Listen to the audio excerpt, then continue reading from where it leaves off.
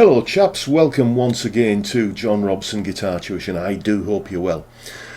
In the last video that I did, someone left a comment below asking for a series of videos looking at the styles of the various players who've influenced me. So yeah, why not? We're going to kick off today with a little bit of an examination of Eric Clapton. Now this isn't an in-depth analysis of every kind of nuance of his playing so that you can become some kind of Eric Clapton tribute act. This is more just a bit of a look at the things that I've learned from Clapton from listening to his music and copying his licks over the years. Excuse me. We're going to be examining the scale patterns that he uses on the neck. We're going to be looking at some of the little moves that he creates out of those patterns and where he places those moves in a solo, his phrasing sensibilities basically. Excuse me. In terms of the scales, it's no surprise, I would imagine, that it's all pentatonic. Even when Eric uses more kind of modal sort of ideas and licks, it's always pentatonic derived, I find. So let's get straight down to business now by having a look at the scale patterns he uses. This is one that he's very fond of. It's in the key of A minor or C major, and it goes like this.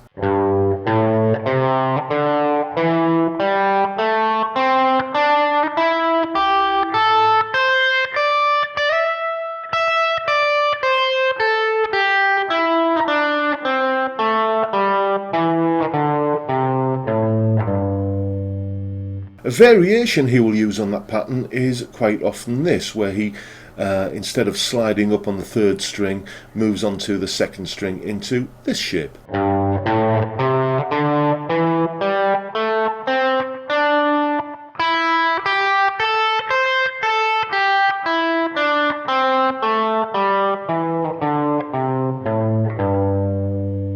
Another pentatonic pattern that he's very fond of is this one, which in A minor or C major would begin at the 8th fret.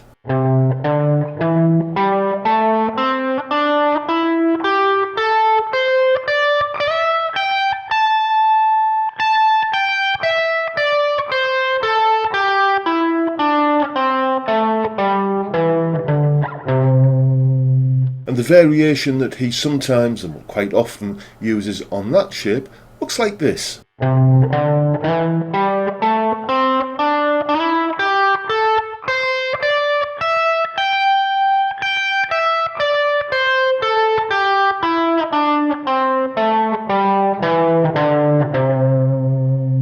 So what does he do with these scale patterns then? Well, one little move that he's very, very fond of, it seems, is to take, if we're looking at kind of this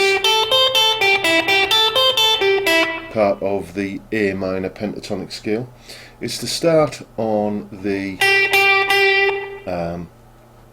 G note, I guess that is, on the B string, and basically go up to the C, that 3-note run there, then do a hammer-on pull-off A to C, and then back to the G note, and then to the A note again, so you get kind of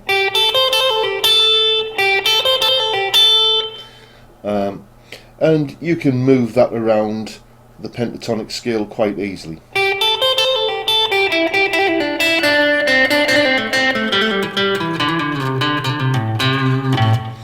That's a very, very typical Eric Clapton move. Here it is in a little bit more close-up.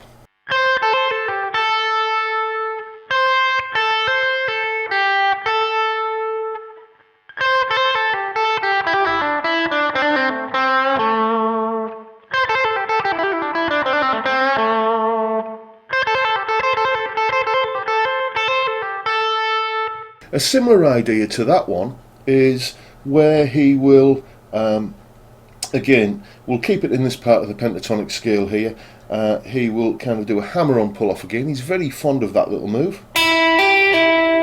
And then onto the higher of the two notes on the string below that. So that would be, and he will often loop that as a little repetitive lick. So, and once again you can move that around the pentatonic scale.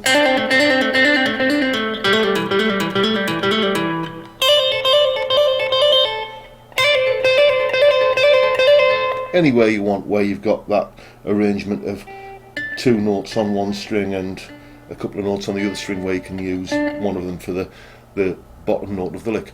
Once again, here it is in a little bit more detail.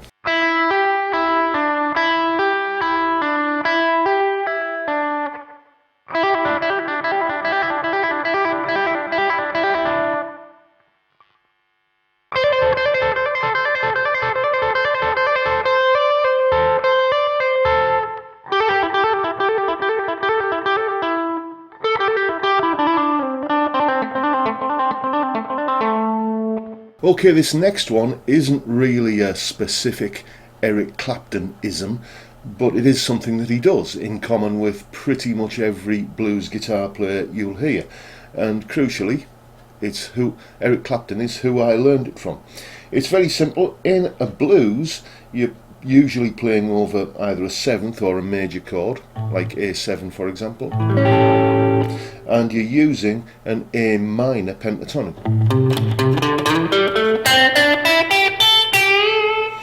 And what you do in that circumstance, or what you can do, is take the minor third of the scale, which would be the C note in this case, and just bend it ever so slightly sharp. So a lick that might go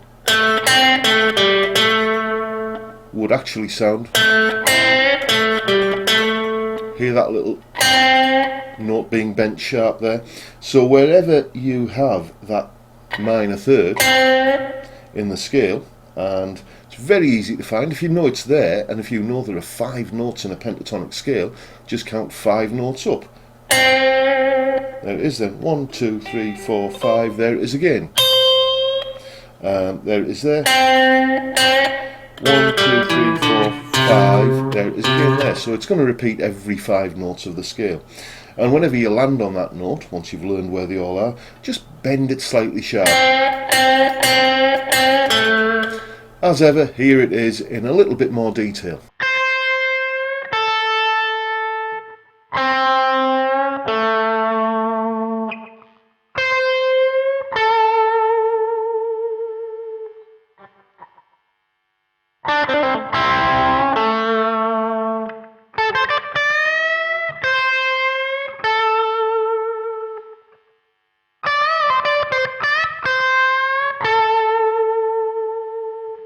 Okay, what's next? Well, another typical Claptonism is this one actually steps outside of the pentatonic scale a little bit.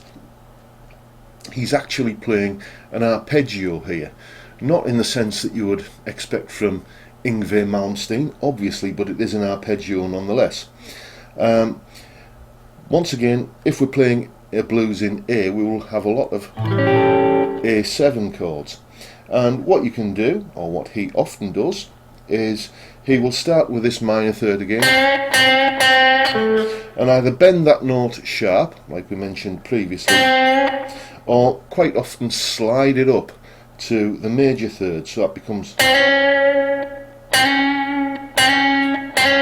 that, which is, there it is in the chord. And then just follow the A chord shape, like that, down, like that, and then finish on the flattened seventh, which makes it into a seventh chord.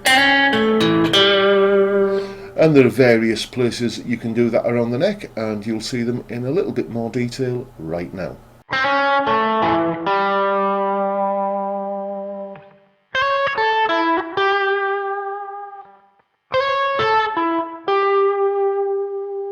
Okay, this next idea is really sort of a combination of two things, because he often uses them together. The first part of it is repetition. What he will do is take a short lick and play it usually 3 times. 3 times is a good number of times for a repeat, I find.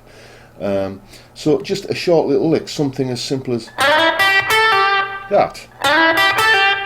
Okay, play that 3 times and make it kind of very abrupt, quite staccato in the way that it ends, so you get something like that kind of thing. And that has the effect of building up the tension in the lick, which we then release with usually a bend. So you get that very sort of short, spiky, abrupt sound followed by a long sustained note. It's the contrast, it's the tension and the release that makes that work. From round about the Journeyman album, which when was that? That was 1989, wasn't it? From round about that album onwards, I started to notice that he was doing some really huge bends. You know, 4 or 5 fret bends. If you take a listen to a track like Bad Love, for example, from the Journeyman album, you'll hear that kind of thing going on there. And yeah, combining that with that sort of repetitive thing, you'd get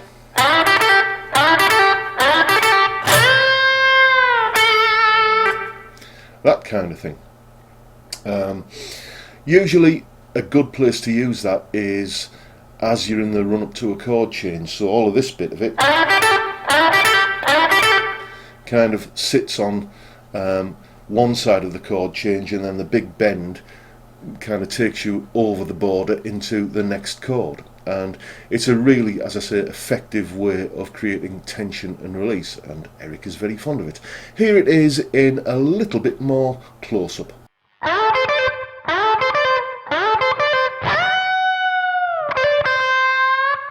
Okay, the final little Claptonism I'm going to show you today is something that not only I stole from him, but you will also hear it in the playing of Gary Moore as well. The first track that I really kind of noticed this, where it kind of really hit me, was the title track from the Roger Waters album, The Pros and Cons of Hitchhiking. It's a brilliant album. Eric Clapton played on it, and if you listen to the solo on the title track, that for me is just pure distilled essence of Eric Clapton. It was one of the last times he was regularly using his famous black mongrel Strat called Blackie, and I don't think he's ever really sounded as good since he retired Blackie, but that's just my opinion. What we're doing here is it's a kind of way of making the guitar sound like it's spitting the notes out at you. It's the only way I can describe it. Say if I was going to take this C note here, which is part of the scale that we've been talking about, what you will often do is rake across muted strings before hitting it, like that. Okay, and again, that can be applied to any note of the scale. It sounds particularly effective if you do it immediately leading into a bend, so maybe something like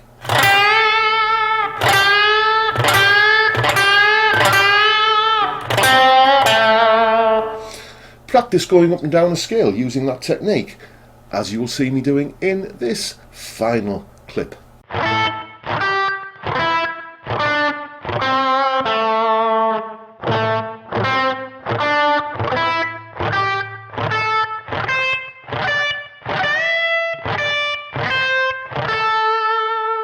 So there you have half a dozen little handy Claptonisms that you can drop into a solo at your leisure, really. Now, in terms of the phrasing, how he places these phrases into a solo, it's all about the space, really, in between. Don't overplay. That is the biggest single piece of advice I can give you if you're seeking to emulate a Clapton-esque style of playing.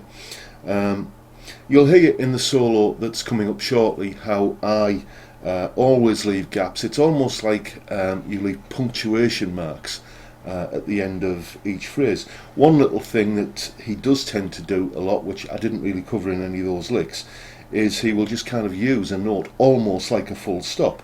So take a lick like that. He will often just kind of punctuate that at the end with that kind of thing. It just brings it to a a dead stop, leave a gap, then start playing something else again, you know, so you've got a defined beginning and end to each phrase. When you look at him playing footage of Eric soloing, you will often see his hand just drop away from the neck. He doesn't often fall into that trap of having to feel like he needs to fill up every available inch of space in the song. As I mentioned earlier, a lot of those repetitive type licks tend to kind of sit over a chord change. So if you aren't too comfortable about knowing where you are in a chord sequence, where the chords are, then that is something you definitely need to investigate. How can you enhance your ability to know whereabouts you are in the context of the chord sequence? Well, one way is to take a break, let your hand come off the neck, just listen to where things are at, and again, that will improve your phrasing. I mentioned earlier that the kind of modal aspect of Eric playing, I said when he uses any kind of modal type licks, they will often be pentatonic derived. And what I meant by that was if you combine the A minor pentatonic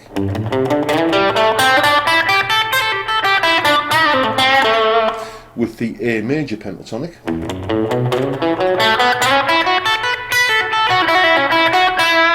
you will see that in this kind of area of the neck here, there is some overlap. You've got maybe this little bit of the minor pentatonic combined with this part of the major pentatonic. And when you combine those two together, you get that kind of thing. You can analyse that in terms of modes. You can say, well, it's kind of a Dorian mode sort of thing if you look at it with the minor third in there, or you can kind of say that it's a Mixolydian mode sort of thing.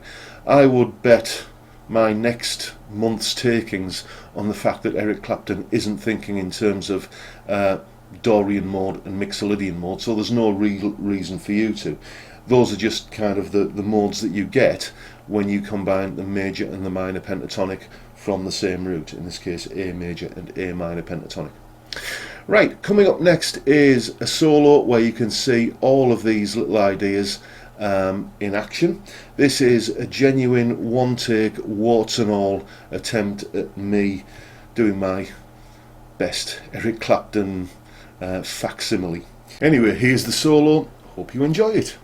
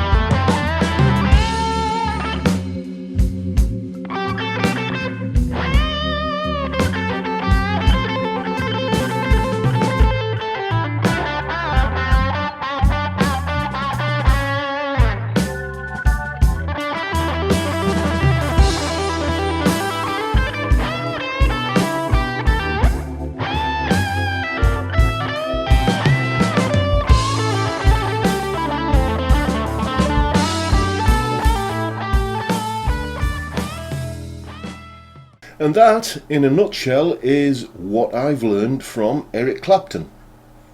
In fact, I think I might end up calling this series of videos something like that, what I've learned from ... insert name here, and this is what I've learned from Eric Clapton. Yeah, I'm going to go with that. I hope you found this informative, interesting, and perhaps a little bit inspiring. If you've enjoyed this video, then please hit the subscribe button. That way you will get to see more of them. And I'll just mention at this stage of the game that I have a couple of albums out where probably my Eric Clapton influence comes through a little bit. The latest one is called Handles for Folks, and the one that I released earlier this year is called The Whiskey Made Me Do It. They're both available on Amazon, iTunes, etc., all the usual places. You'll find a link down below in the description box, and yeah, full of bluesy, rock, shreddy, melodic guitar playing. What's not to like? If you want some personalised, tailor-made guitar tuition that's just built around your needs as a guitarist, then get in touch with me via the details at the end of this video. I do one-to-one, person-to-person lessons if you live on Teesside in the northeast of England, or wherever you are in the world. You can have lessons with me via Skype. And your first lesson, either way, by the way, is free. So you've got nothing at all to lose. And with that, I shall leave you for now and say goodbye, and I'll see you all next time. Bye for now, folks.